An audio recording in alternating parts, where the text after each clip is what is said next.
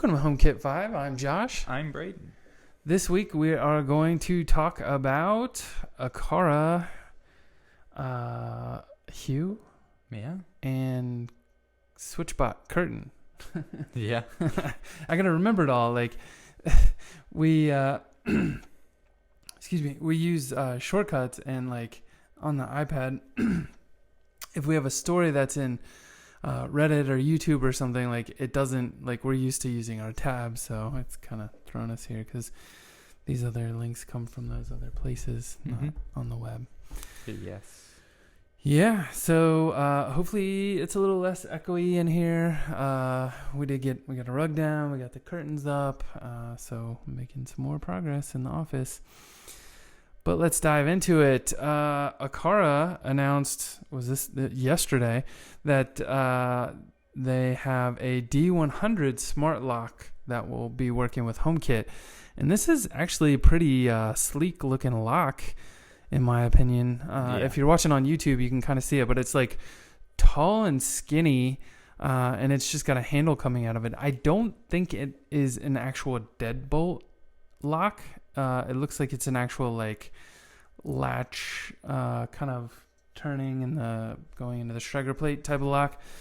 And so the cool thing that's going on here is that there's several ways that it can operate. So it's got a passcode kind of on the top.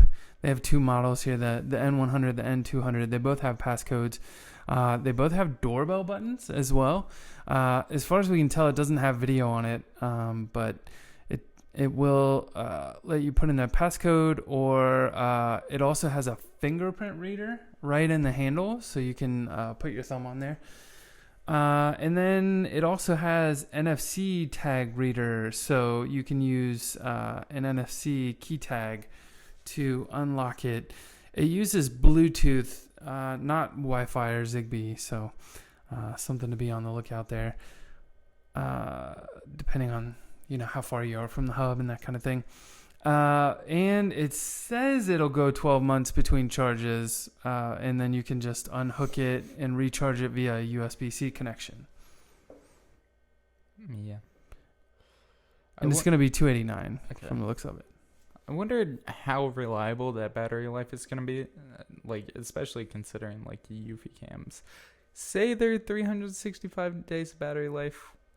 Died a little bit early. Yeah, I don't know. I feel like, I don't know, this probably isn't a good anecdote, but we used the Yale, and it took 4 AAs, but we used the AAs it came with, and those lasted, I feel like maybe 6 months, maybe a little shy of that. So yeah, I don't know. I mean, it's one of those things, like you get a low battery warning and you're going to want to like pop it off and charge it. You know what I mean? Mm-hmm. Like you don't want to mess around with that. I guess the real question is, I don't see any kind of key slot in here. Yeah, I don't see anything. So if the battery dies, are you just kind of out of luck? I think you are, which is similar to the Yale secure lock that we bought.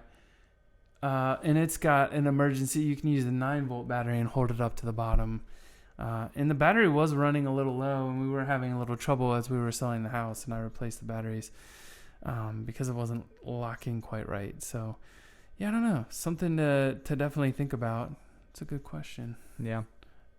But did I say the Eufy it was activated by motion, and so like every time the Eufy was activated, it was like draining that battery. You know what I mean? Mm-hmm. So I guess it just depends on how much you're going in and out of your house. Yeah. I don't know. This is interesting. I like seeing Aqara coming out with more and more stuff. So yeah. All right. So, adaptive lighting that is now available in the U.S. We've talked about adaptive lighting before. For Hue. For Hue, yes. They released the firmware in the US. We've talked about adaptive lighting before. So when you go into your light bulb settings in the Home app, you can choose the specific color. It's a gradient between like a... No, you don't choose the color. it's a specific color for the adaptive Oh yeah, lighting. yeah. It's a color option. Yeah. And it's a little gradient on it. But then... Yeah, it adapts depending on the time of day. But there's been a lot of reports on... I've seen people talking on Reddit or on the HomeKit Slack channel, like, mentioning that it's maybe a little too blue. It doesn't go to orange fast enough throughout the day. And so as it starts to get dark, they feel like it's still a pretty bluish tint. And so I'm guessing, I'm kind of curious. I guess we'll have more bulbs soon and we could probably test this, but I'm curious to see, is that like, I'm guessing that's manufacturer set. So I don't know. Yeah. We played with it briefly. It turns out we did get the update automatically. I went in the other day and I didn't have it. And then it looks like maybe the night before Thanksgiving it got released, or the 26th. And didn't even realize it because I didn't have it hooked into our HomeKit home because we haven't hooked everything up yet. Yeah. We're living in the dark ages here. But we did play with it a little bit, and I don't know, I felt like it was a little yellowy or orangey when we turned it on, and it is evening time, so I don't know, I feel like it was working. Yeah. I may turn it on and give it a try. Yeah. I think a cool part of it is when you dim the bulbs, the saturation of the color adapts with it. So like the brighter you have it, the more white it'll be. Yeah. But the dimmer you have it, it'll be more colorful. Yeah. Anyway. Kind of fun. Yeah. Nice to see it out for sure.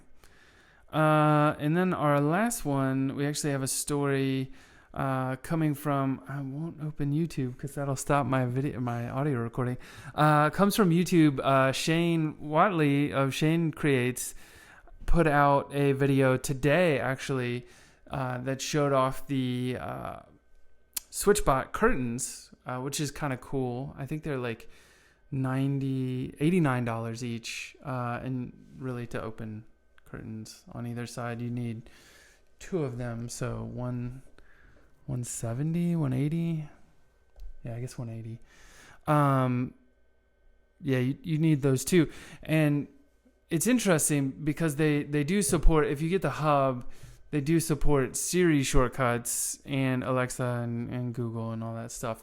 But they don't directly support HomeKit. And so in the video, Shane shows how he got it working with Hoobs through Homebridge. So he was able to use it that way. He did say it was a little less reliable. He used the SwitchBot before, the one to turn on the coffee maker. And that one he used the if this then that.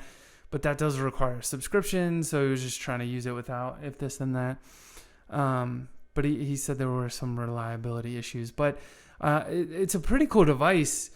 I don't think we've talked about it before, but it can sit on an existing curtain rod and just kind of goes in between your curtain panels, and then it can like pull them open on command using something like Siri shortcuts. Mm-hmm. Yeah. You ready to buy some? I mean, I was, but then I was like, ooh, $90, and like, if you have to have multiple curtains, like that, it gets up there in price. Yeah, yeah. But I think if it was cheaper, it'd definitely be a buy. Yeah. Just curious, what price would you? I don't know, maybe half off. Half that? Yeah. Yeah. 90 for a pair. Interesting. Yeah, I don't know. I think I agree with you. It's probably too pricey. I could see doing like 140, 150. Seems like a good spot to be at. But anyway, it seems like these are all the rage on Twitter today. You can see there's another video from Modern Day Tech. We'll throw that one in the show notes as well. So you guys will have, if you're curious, you can watch 2 reviews on the SwitchBot curtains. I don't know. I think this is fun, and I could see us using this. Like, we have a big front window. I kind of wonder how much distance it could cover if I hook 2 of them up. Like, I'll have to look up and see how far they can go. because we have a super wide window. But Mm-hmm. anyway, kind of fun. Yeah.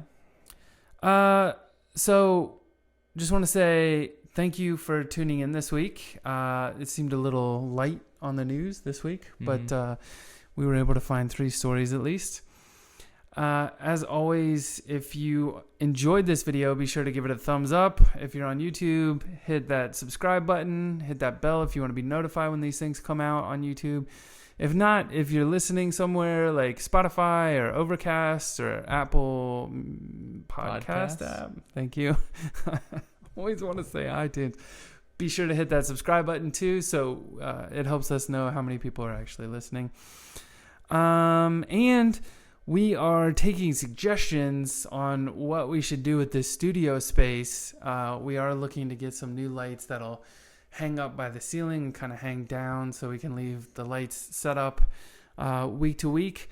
But as far as stuff behind us, we feel like we just have this big blank canvas and we don't know what to do with it yet. So, we got the teal curtains, but we're taking suggestions. So be sure to leave a comment below if you're on YouTube. And if you're not on YouTube, go to YouTube and leave us a comment. Look at the space and let us know what you think. Yeah. Anyway, thanks for watching. See you next week.